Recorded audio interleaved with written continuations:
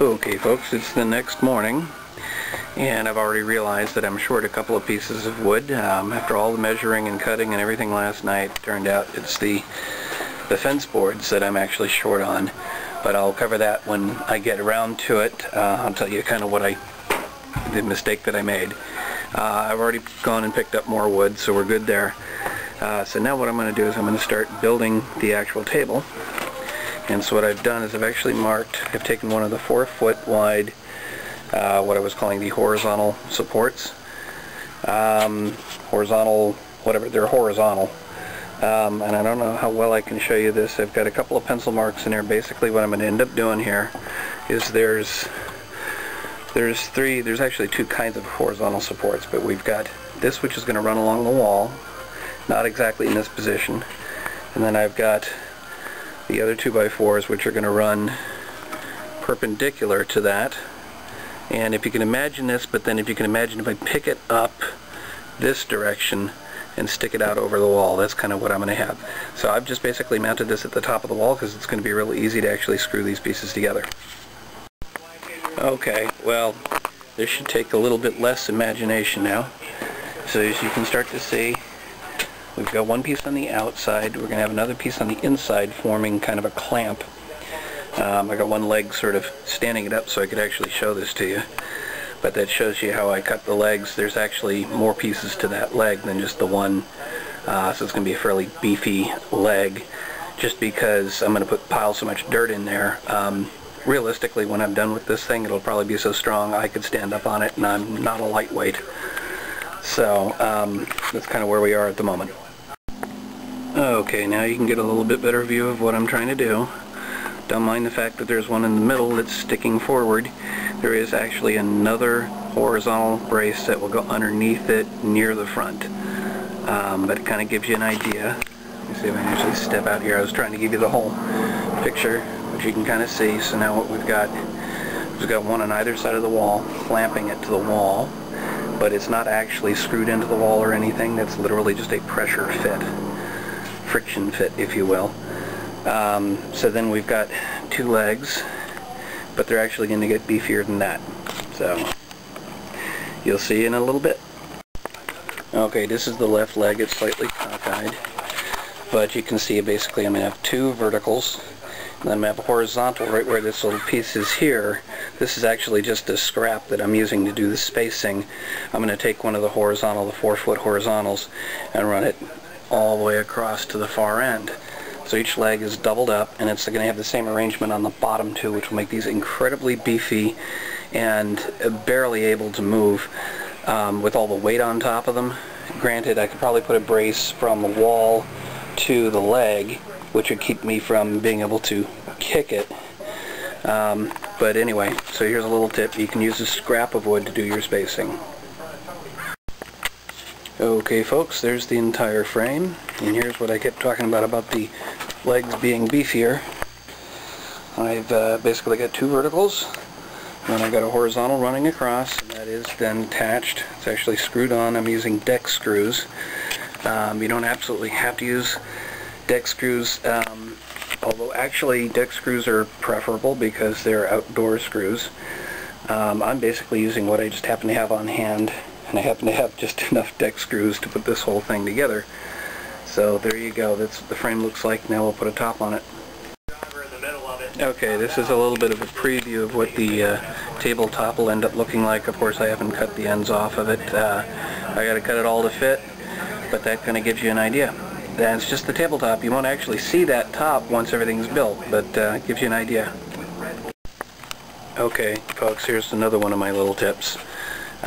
What I've done is very carefully aligned all of the boards on this side.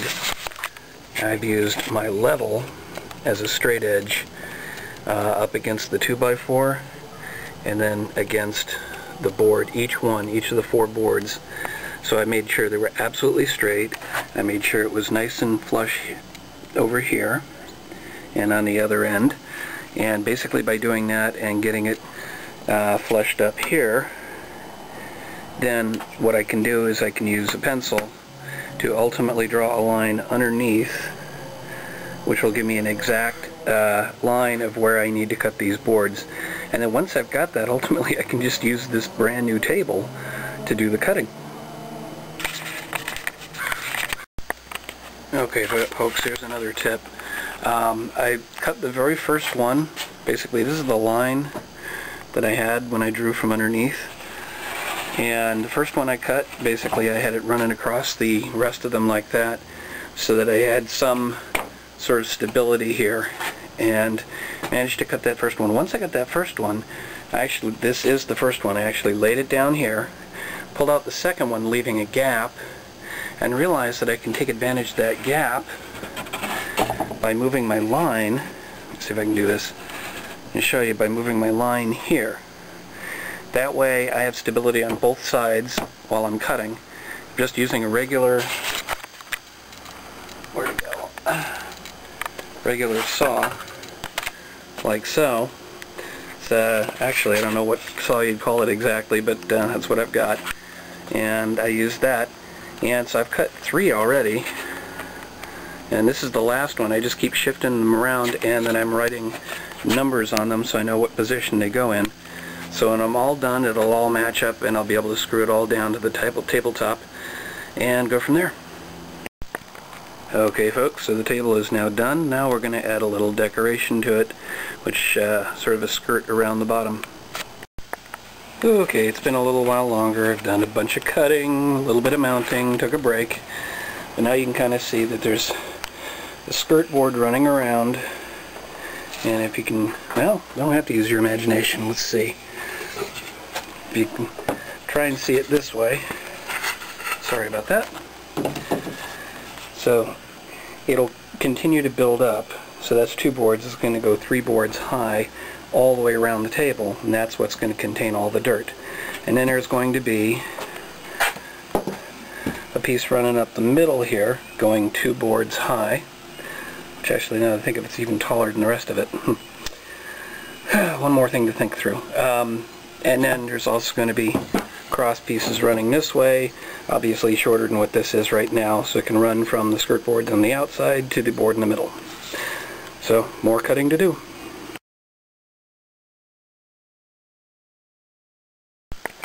Okay folks, it's just past 4 p.m. I've finished pre-cutting all the wood, at least I hope I have. Because I realize that this table is a real asset to have while I'm cutting, but cutting with a handsaw takes quite a bit of effort, so I'm exhausted on that. Anyway, let's kind of go through the pieces and sort of give you an idea what's going on. Now these are the front and back pieces, much like the skirt board on the front here, and there's also a corresponding piece on the back already. So I got 4 of these left. They're basically going to come up, 1 more here and then 1 more on top of that. These are not just 48 inches, but 48 plus 5/8 on each side to account for the 5/8 for the side pieces. These are the side pieces. I've mounted 1 more up there, so there's 2 of them on the right, and there's only the 1 for the skirt on the left. So I've got 3 pieces remaining to go up. Also, I should note that instead of just simply cutting these 22 inches to match the top, because I have the brick wall there, I have to actually cut it short by a little bit.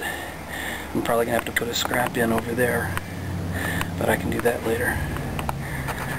That takes care of the side pieces. Then, for the inside, oh, I almost forgot to put those up there. We got 2 more. These are actually 48 inches. These are going to run right down the middle along this particular line. It's going to be 1 here and then 1 up above it. And then joining the front to the middle and the middle to the back are going to be these here, 12 of them. Something tells me I've miscounted, but I cut them all, so at least I've used I've got very little for actual scrap in terms of the fence boards. Finally, in order to actually join the fence boards together at the upper levels, I need these, which could be 2x4, but actually I had a 3x4 remaining, so rather than running out, I'm basically going to put them like that, and then I can join 1 down below. Let me see if I can actually show you here with This isn't the actual piece, but to give you an idea, that will join in there and it can screw into that. And then correspondingly, the side piece here, that can screw into the 2x4. And then if I stack two on top of each other, let's see if that'll hold. And this may fall when I do it, but just to give you an idea, there you go. And it's just under the top there, that 2x4, 2x3 is just below the top. I'm going to fill with dirt all the way to the top. Now it also turns out, since you can see this piece is not actually at the tabletop height, it's a little below the table. That's what, a little over, just a hair over 2 inches below. That means that when I stack two of these in the middle, it's going to stick up 2 inches proud of what's around the outside, around the perimeter. Well, I'm looking at that at this point as a feature. If I fill in the soil up to 2 inches below this, then I have a perfect place where I can actually attach some kind of labeling so I know what's in the planting beds. So, I took a shortcoming and turned it into a feature. In programming, sometimes we call bugs features, depending on how you look at them. Anyway, that's it for that. I'm going to start assembling and I'll give you some updates as I go along. Okay, I've got the first level of the skirt around on the back and on the sides. Then I'm going to do the rest of that, and then I'll start filling it in and come up the front.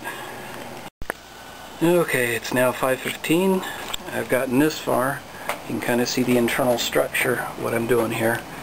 So I've got these cross pieces. This will continue to build up. And I still haven't done the front, but I'm figuring that I didn't put the front panels on because it'd be a lot easier to put all of that in without the front panels, and I'll just put them on last. And that gives you an idea. Now I've got to go run some errands, and then I guess I'll be finishing this by porch light again. Alright folks, it's about 6:30. I'm back from my errands, and I've realized while doing my errands that I'm just wiped out tired. So I'm going to quit for the night here. I'm going to clean up my stuff, put away most of it, or at least pull it out of the way, because we got a forecast for rain tomorrow.